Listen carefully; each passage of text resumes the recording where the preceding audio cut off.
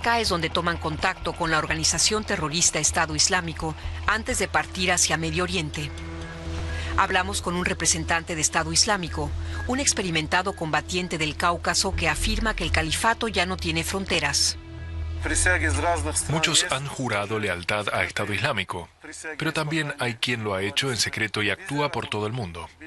Estado Islámico está en todas partes, en Estados Unidos, en Arabia Saudita, en Europa. En todo el mundo hay musulmanes esperando el día en que puedan cumplir sus órdenes y atacar.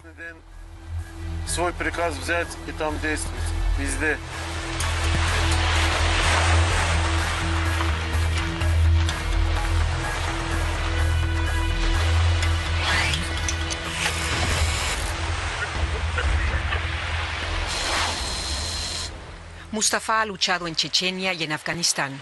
Hoy es un oficial de alto grado de Estado Islámico. Antes de nada, soy un siervo de Alá. En segundo lugar, soy un muyahidín que lucha por los derechos de los musulmanes, por la existencia de la Sharia y porque la justicia impere en el mundo.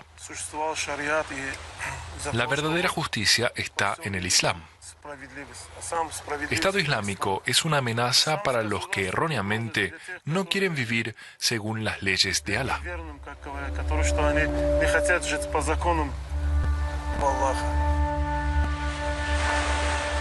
Por sus manos pasan los voluntarios extranjeros que quieren formar parte de Estado Islámico.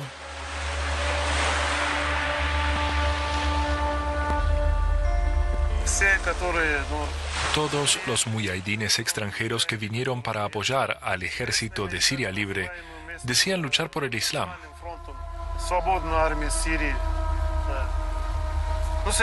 Nosotros descubrimos que su motivación no era el Islam, sino construir un Estado democrático según el modelo occidental. Pero nosotros no estamos acá para eso.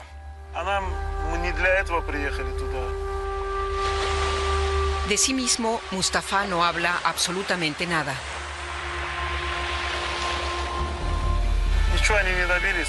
Estados Unidos no ha logrado nada en Irak, aún luchando con su moderno armamento.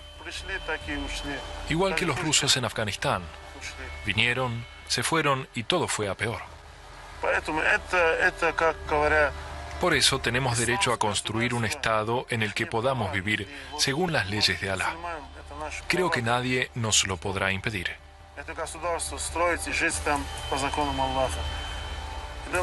Si quieren bombardearnos, que lo hagan. Al final, la Sharia regirá esta tierra como ya lo hizo una vez.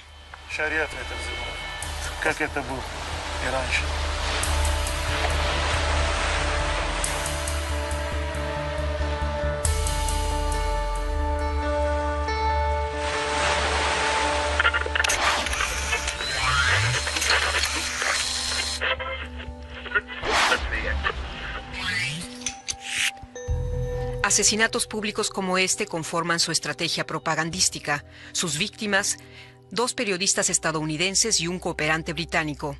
El verdugo enmascarado es al parecer de Londres, donde también vive Anjem Choudary, un conocido predicador que aprueba este tipo de ejecuciones y colabora haciendo apología del autodenominado Estado Islámico.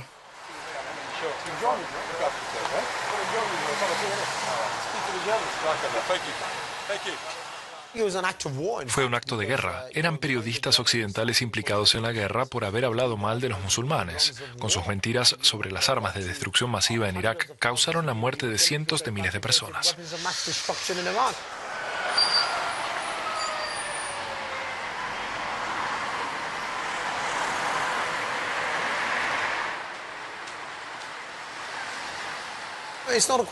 No se trata de lo que yo piense. En el Corán, Sura 8, versículo 60, Alá recomienda en la guerra infundir tanto pavor en el enemigo como sea posible. Incluso desaconseja ser prisioneros. El objetivo es aterrorizar tanto al enemigo que la guerra termine con una victoria rápida. Choudary fue detenido en septiembre por apoyar el terrorismo y puesto después en libertad. La provocación es parte de una estrategia mediática hasta ahora exitosa. Los islamistas británicos manejan como nadie la maquinaria propagandística de Estado Islámico, poniendo en entredicho a su primer ministro. Nuestra gente tiene que saber que se trata de una organización fanática que no solo ha asesinado a rehenes británicos, sino que planea ataques en toda Europa y en nuestro país. Nuestros muertos están en el paraíso, los suyos arden en el infierno. En esta manifestación a favor de la yihad en Londres encontramos a Anjem Chouhari. El yihadismo promete el paraíso para sus seguidores. Muchos son los que se dejan convencer.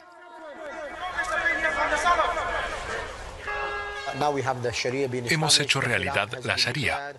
Se ha proclamado el califato. Hemos vivido mucho tiempo bajo leyes no islámicas y bajo la tiranía de la democracia y la libertad. Por fin tenemos un lugar en el que Dios es quien manda. Así que es bueno emigrar allá y educar a los hijos a la manera islámica. ¿Y usted por qué no va al califato? Me encantaría, pero me retiraron el pasaporte. Es una buena razón para no viajar, ¿verdad?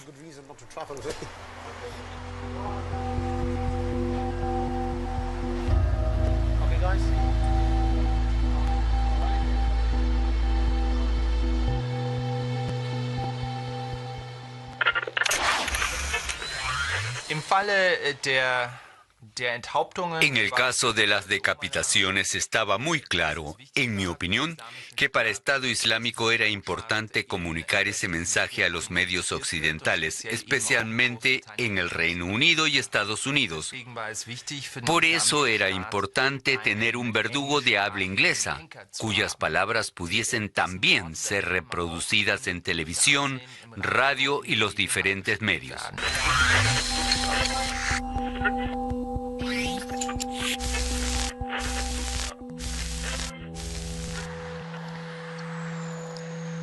En la ciudad de Offenbach, muy cerca de Frankfurt, viven muchos musulmanes. Sin embargo, también acá un grupo de jóvenes se ha radicalizado. Se trata de una minoría, pero son fanáticos. Al principio solían reunirse en una mezquita en el número 68 de la calle Karlstrasse. El imán Taher Nawaz comenzó a preocuparse hace un año cuando algunos de estos jóvenes de tendencias violentas atacaron físicamente a un periodista. Nawaz afirma no haber podido llegar a estos jóvenes musulmanes. Venían con bastante frecuencia para los 5 rezos diarios, pero casi nunca participaban en los programas que organizamos. Logramos identificar a 8 miembros del grupo. Todos ellos ya han luchado en Siria y en Irak. Su edad ronda los 20 años y tienen raíces turcas o afganas, aunque entre ellos también se encuentra un alemán convertido al Islam. Emplean Facebook para enaltecer Estado Islámico.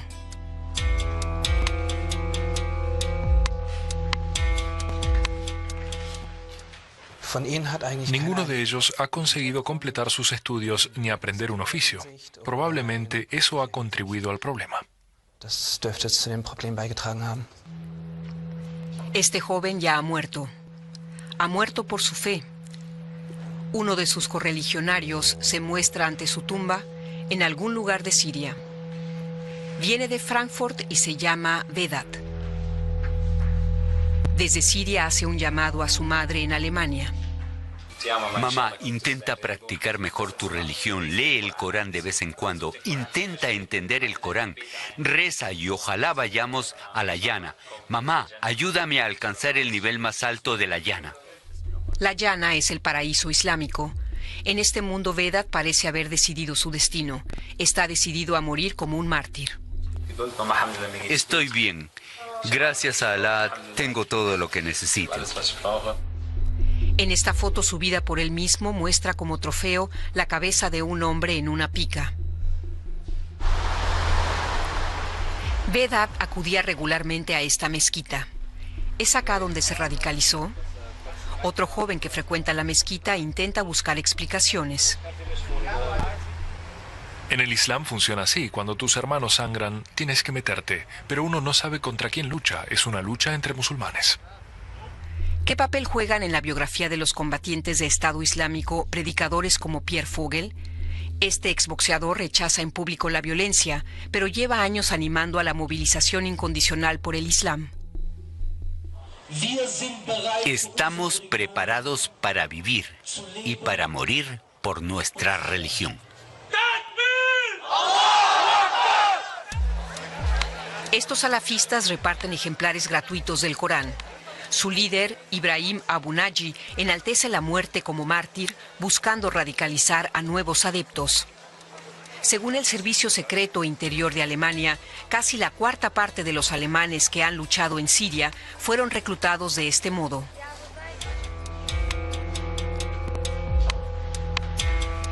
Unos 450 jóvenes musulmanes de toda Alemania ya partieron hacia Medio Oriente, la mayor parte para luchar en la milicia de Estado Islámico. Hasta 10 de ellos terminaron inmolándose en diferentes ataques. Terrorismo yihadista proveniente de Alemania.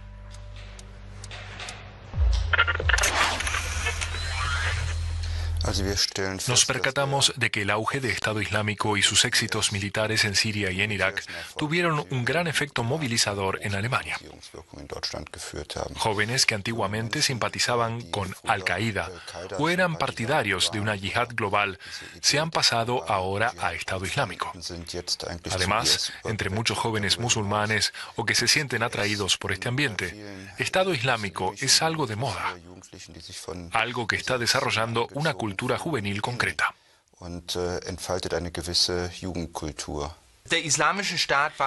El rápido éxito de Estado Islámico se debe en primer lugar a su estrategia, una estrategia militar basada en tomar un territorio, declarar un Estado y expandirse con celeridad. Es algo que nunca antes había hecho un grupo yihadista. Segundo, Estado Islámico ha triunfado allá donde había un cierto grado de tensión étnica, especialmente a principios de este año en Irak y en algunas regiones de Siria. Estado Islámico se ha aprovechado de estas tensiones. Y tercero, Estado Islámico siempre ha contado con combatientes experimentados de Chechenia, de Libia, pero también de Irak, donde comenzó Estado Islámico. La combinación de estos tres factores explica por qué ha tenido más éxito que otros grupos y por qué ha sorprendido a las potencias occidentales y a los estados vecinos.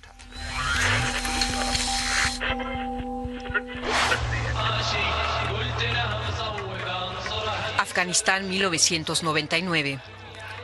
El jordano Abu Musab al-Zarqawi dirigía entonces un campo de entrenamiento de Al-Qaeda. Allá conoció al iraquí Abu Bakr al-Baghdadi, nombre de guerra. Fuentes afganas afirman que ambos fundaron un comando árabe apoyado por Osama Bin Laden. Bagdad, primavera de 2003. El ejército estadounidense invade Irak, derroca a Saddam Hussein y disuelve un ejército de 400.000 soldados, sunitas en su mayoría. Soldados profesionales terminan así uniéndose a los extremistas. En 2004, al-Zarqawi crea su rama de Al-Qaeda en Irak, la precursora de Estado Islámico. Irak se hunde en el caos de una guerra civil entre sunitas y chiitas. En verano de 2006, al-Zarqawi es asesinado en un ataque aéreo estadounidense. El presidente chiita Nuri al-Maliki excluye sistemáticamente a los sunitas con el apoyo de Estados Unidos. A finales de 2011, las últimas tropas estadounidenses abandonan Irak.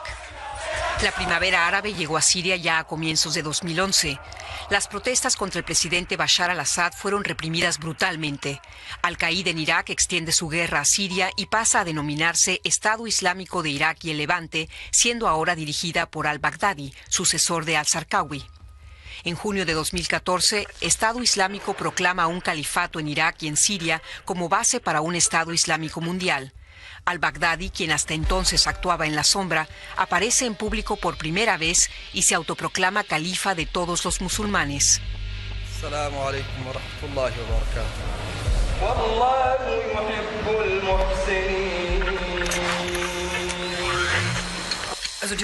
Desde el punto de vista teológico no hay justificación. No puede venir cualquiera y decir, ahora soy su califa. no es una pura cuestión de poder solo porque alguien mande sobre algunos creyentes, sino que solo podría producirse si volviese a existir un califato que fue abolido en 1924 por Kemal Atatürk. Tendría que decidirse en un consenso de todos los musulmanes.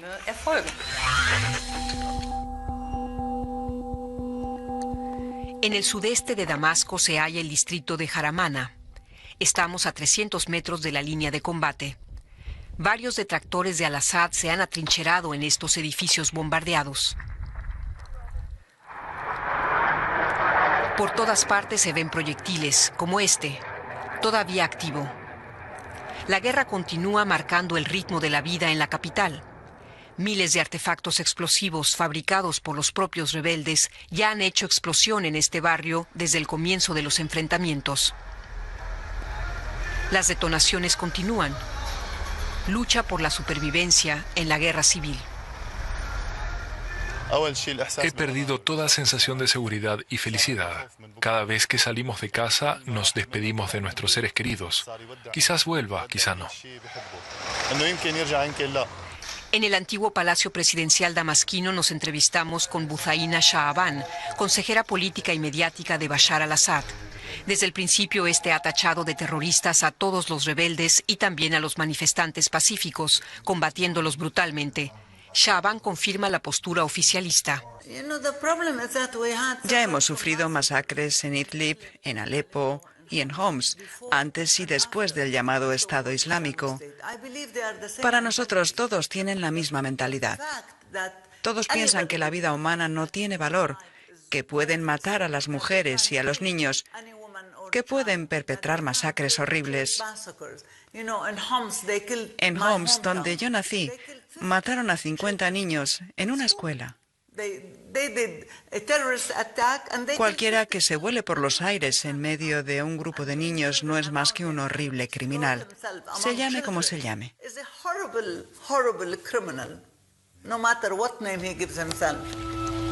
Ni una sola palabra sobre las masacres del ejército sirio.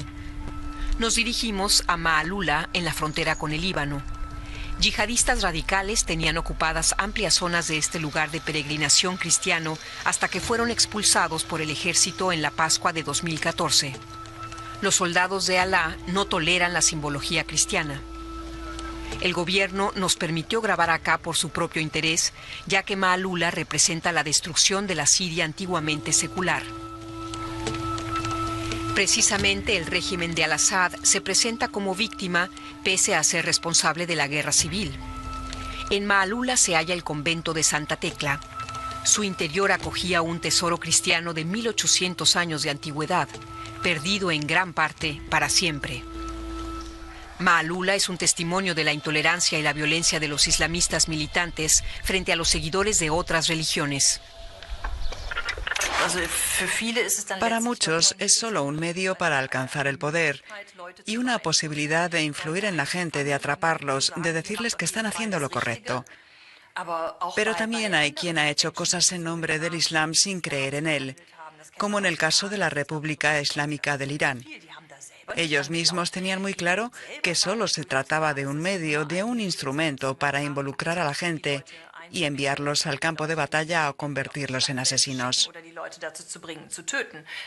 Pero para ellos mismos solo se trataba de poder, de un ejercicio de poder, y solo en casos muy contados la religión jugaba un papel importante.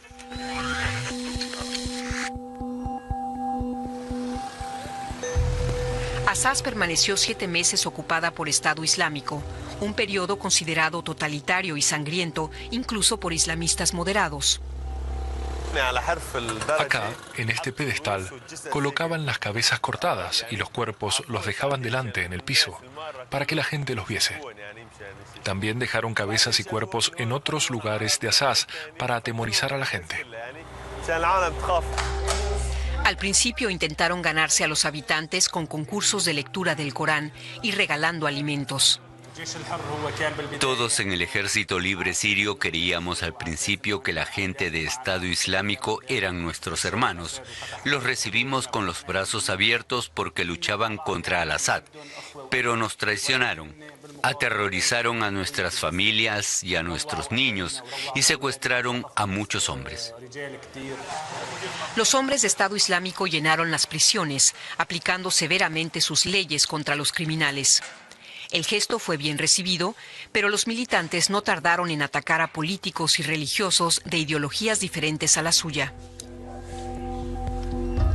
Sheikh Youssef era un imán sunita y el jefe de policía de Assas antes de la llegada de Estado Islámico.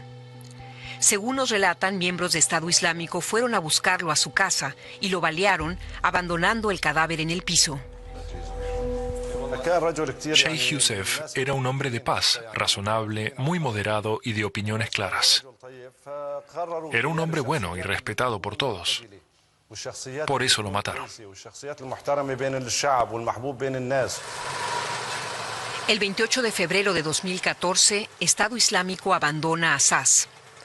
Sus combatientes simplemente se fueron, quizás por no poder obtener nada más de esta localidad. Desde entonces se ha reanudado el envío de ayuda humanitaria. Antes de salir de Assas, los militantes de Estado Islámico saquearon los molinos y los volaron por los aires, dejando atrás solo almacenes vacíos. Al principio regalaban el pan, pero después de un mes pasaron a cobrarlo, cada vez más caro. Al final, los precios del pan eran exagerados, inconcebiblemente caros. Contemplado a largo plazo, prevalece la esperanza de que la población se vuelva contra Estado Islámico. Lo hemos visto en otros países. Los yihadistas pierden su popularidad una vez que llegan al poder. Cuando aplican de verdad su severo conjunto de reglas, prohibiendo la música, el cine, el baile y el fútbol, suele llegar un momento en que los ciudadanos se hartan y se vuelven contra ellos. Pero todavía no hemos llegado a ese punto.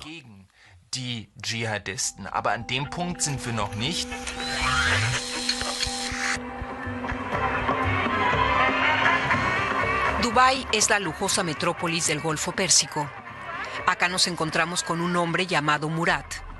Dice haber luchado en Estado Islámico hasta hace 2 meses.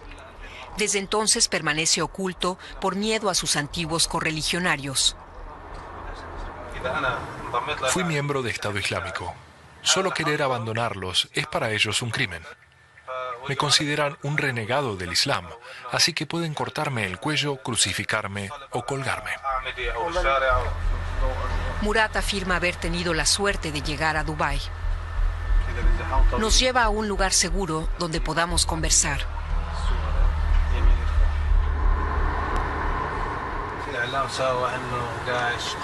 Los medios son responsables de que Estado Islámico parezca más fuerte de lo que es. Y eso es algo que atrae a los débiles. Criminales perseguidos por la justicia o gente que tiene miedo terminan pasándose a Estado Islámico. Murat nos confiesa que como sirio no tenía grandes posibilidades de ascender. Nunca llegó a ver al autoproclamado califa al-Baghdadi. La organización es extremadamente jerárquica. Solo los 10 hombres que rodean directamente a al-Baghdadi pueden encontrarse con él, nadie más. Nadie lo conoce. Por debajo de él están los llamados emires, que a su vez tienen sus subordinados, y así continúa. Imagíneselo como una pirámide. Los iraquíes son los que mandan. Ellos conforman el llamado Consejo Superior que rodea a al-Baghdadi. Después vienen los tunecinos, los marroquíes, etc. Así, un chico de 18 años puede ser nombrado juez e impartir justicia aunque no haya estudiado. Murat dice haber luchado 2 años en las filas de Estado Islámico, entre otras razones porque el salario es superior al de otras milicias. ¿Cuáles son los motivos que llevan a un joven a entrar en Estado Islámico? Estado Islámico promete un salario mensual, un auto y a quien quiera casarse incluso una casa. Además, te dan $1.200 como regalo de boda. Muéstrenles al mundo la brutalidad de Estado Islámico, nos pide Murat, y se despide tras afirmar que la mayor amenaza es para la población siria. Esto significa que seguimos teniendo una guerra civil entre musulmanes que tiene lugar fuera de nuestra zona de seguridad. Pero eso también significa que para resolver este problema lo primero es solucionar los conflictos en el mundo árabe, en el mundo islámico, y no tanto los conflictos que tenemos en nuestro país. Debemos atenernos a la realidad.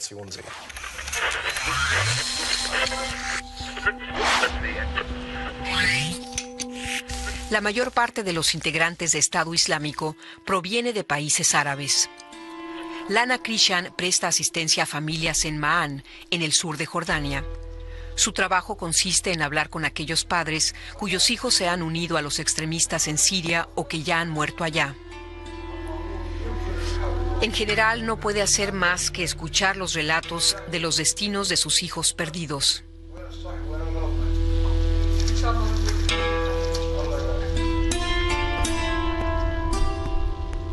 Cada vez más jóvenes jordanos se alistan a la milicia terrorista Estado Islámico.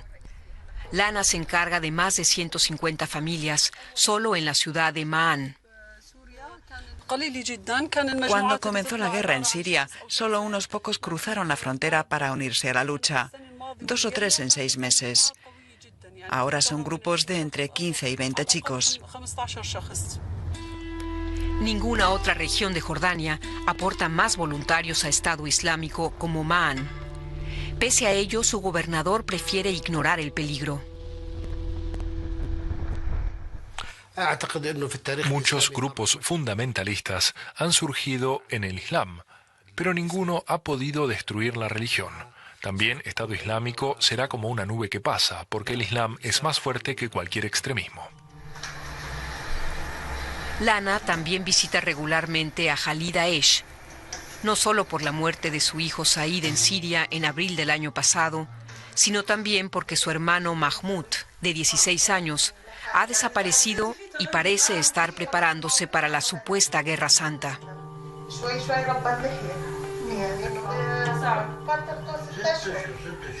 Khalida muestra su ira cuando se acuerda de su hijo Said, muerto a los 33 años en las cercanías de la ciudad siria de Daraa.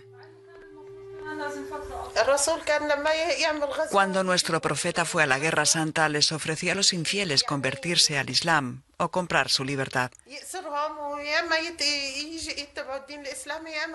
No mandó cortarles la cabeza. Los extremistas mienten y engañan. Lo que hacen no tiene nada que ver con el Islam. La gobernación de Ma'an tiene la mayor tasa de desempleo del país. Los jóvenes carecen de perspectivas laborales. Al igual que Said y como parece ser su hermano Mahmoud, cada vez son más los jóvenes que quieren formar parte de algo importante, al menos una vez en la vida. El totalitarismo de Estado Islámico representa una amenaza, principalmente para el ya convulso mundo musulmán.